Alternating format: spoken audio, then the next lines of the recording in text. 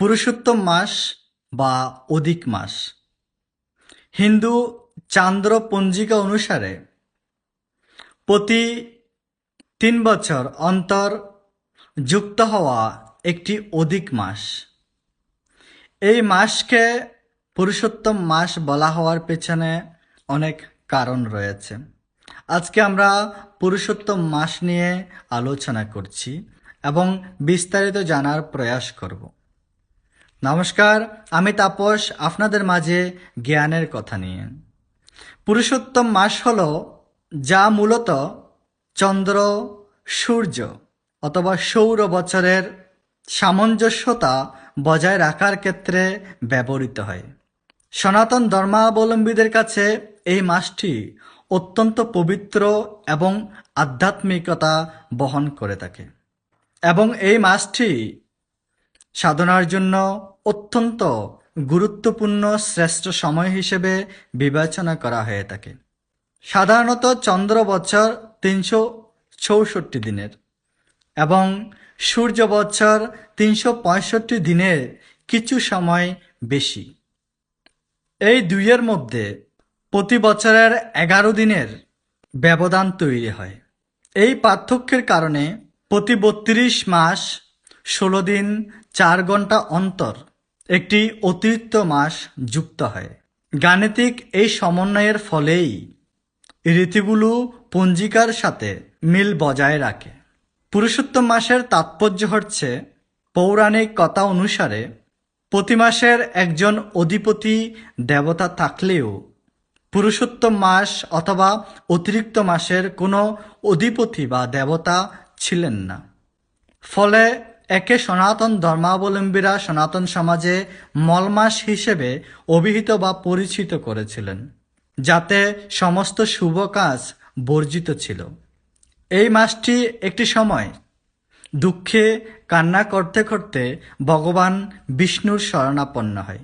শ্রী বিষ্ণু তাকে নিজের নামটি দান করে, যে নামটি অত্যন্ত উত্তম, যাকে পুরুষোত্তম বলা হয়ে থাকত। সেই পুরুষোত্তম নামটি প্রদান করেছিলেন।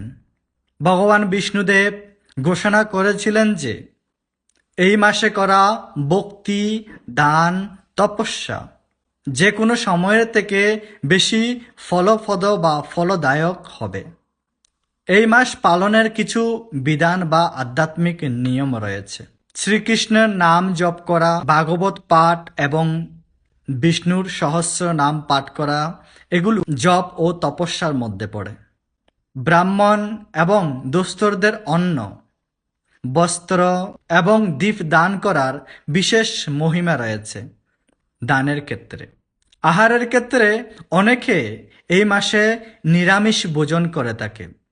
আবার কেউ কেউ রয়েছেন একবেলা হবিষ্য অন্ন গ্রহণ করে থাকেন।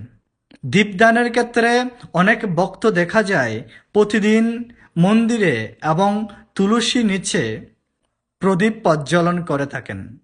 এটি অত্যন্ত পুণ্যের কাজ বলে মনে করে থাকেন ভক্তরা। এই মাসটিকে অত্যন্ত পবিত্র এবং আধ্যাত্মিক বলার পিছনে অনেক কারণ রয়েছে, যে কারণগুলো আমি এখন বর্তমানে বলছি। সমস্ত কারণ খুবই সংক্ষিপ্ত আকারে বর্ণনা হচ্ছে। এই পুরুষোত্তম মাস দামোদর মাসের থেকে অত্যন্ত ফলপ্রদ। যেহেতু এটি আধ্যাত্মিক মাস, তাই পার্থিব কাম্যকর্ম বা জাগতিক উৎসব এই সময়ে সাধারণত এড়িয়ে চলার কথা বলা হয়েছে। সেগুলো কি কি?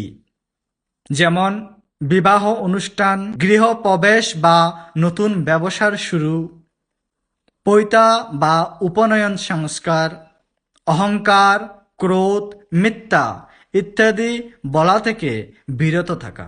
সংক্ষেপে যদি পুরুষোত্তম মাস সম্পর্কে যদি আলোচনা করি, পুরুষোত্তম মাস হলো যান্ত্রিক জীবনের থেকে বিরতি নিয়ে নিজের আধ্যাত্মিক উন্নতির পথে এগিয়ে যাওয়ার একটি বিশেষ সুযোগ। বৈজ্ঞানিকভাবে এটি সময়ের সামঞ্জস্যতা রক্ষা করে এবং আধ্যাত্মিকভাবে এটি কৃষ্ণের সান্নিধ্য লাভে আরও শ্রেষ্ঠ সময় হিসেবে বিবেচনা হয়েছে। নমস্কার।